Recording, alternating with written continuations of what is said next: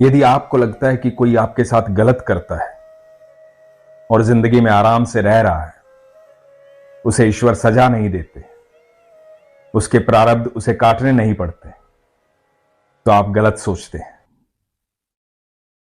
ईश्वर जो न्याय करते हैं उसकी कल्पना भी आप नहीं कर सकते। उस न्याय का एक उदाहरण मैं आपको सुनाता हूं, ध्यान से सुनिएगा। भगवान नारायण, महाविष्णु, भगवान श्री कृष्ण, किसी भी नाम से पुकार लो, मेरे ठाकुर तो ठाकुर है। तो हुआ यूं कि एक दिन भगवान विष्णु बैकुंठ धाम में अपनी पादुकाओं के साथ चले और पादुकाएं जाकर अंदर रख दी। भगवान विश्राम करने लगे। इधर पादुकाओं के साथ रखे थे शंख और चक्र।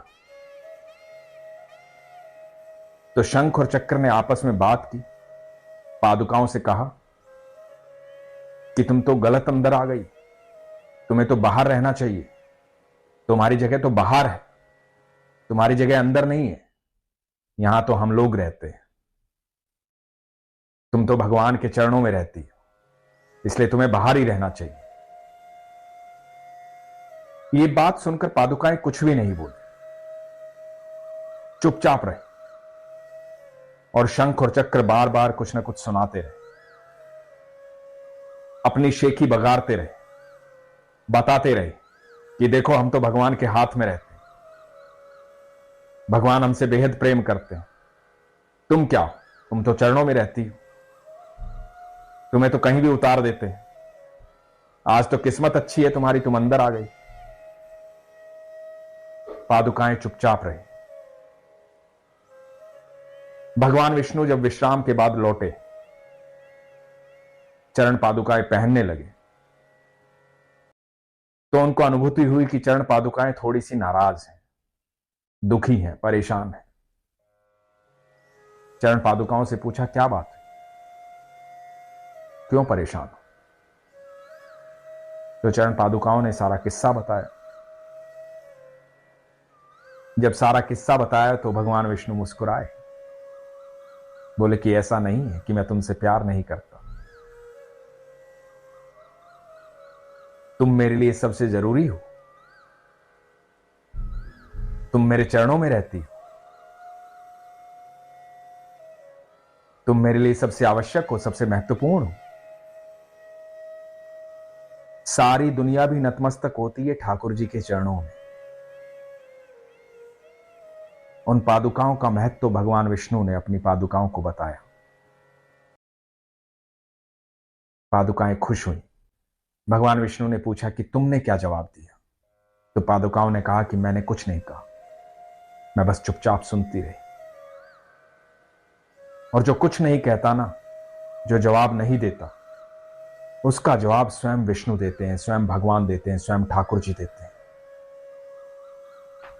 इसलिए ठाकुर जी कहते हैं कि तुम्हें कोई कितना भी बुरा कहे, कितना भी गलत कहे, तुम्हारे साथ कितना भी गलत करे, मुझ पर विश्वास रखना,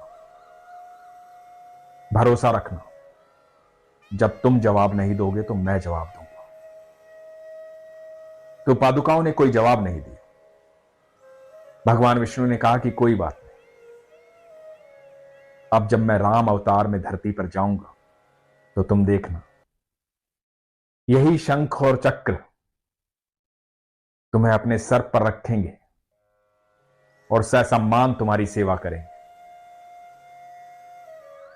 जब भगवान विष्णु राम अवतार में धरती पर आए तो भरत सुदर्शन चक्र थे और शत्रुघ्न भगवान के शंख थे। जब भरत और शत्रुघ्न भगवान को वापस लेने वन में आए थे तो भगवान ने बताया था कि मैंने वचन दिया है, मैं वापस नहीं लौटूंगा।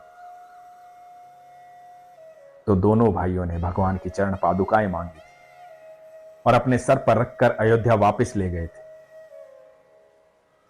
और जब तक राम जी वापस अयोध्या नहीं लौटे तो उन चरण पादुकाओं को सिंहासन पर रखा गया था, उन्हीं से राज्य चलता था। ये महिमा है ठाकुर जी की। वो किसी को नहीं बख्शते, जब न्याय की बात आती है तो अपने श्रीअंगों से लगी हर चीज को भी ऐसा जवाब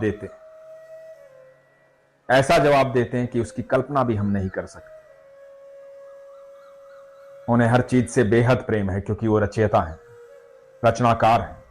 सारी सृष्टि को उन्होंने रचा है, सारी सृष्टि से प्रेम करते हैं। वो कभी नहीं चाहते कोई भी किसी को भी तकलीफ दे, कोई भी किसी का भी अपमान करे। इसीलिए तो वो कहते हैं वसुदेव कुटुंबकम, पूरी पृथ्वी एक परिवार के समान है। तो इस पूरी पृथ्वी में परिवार के समान रहिए, एक दूसरे से प्यार कीजिए, एक दूसरे का सम्मान कीजिए, एक दूसरे के साथ रहिए।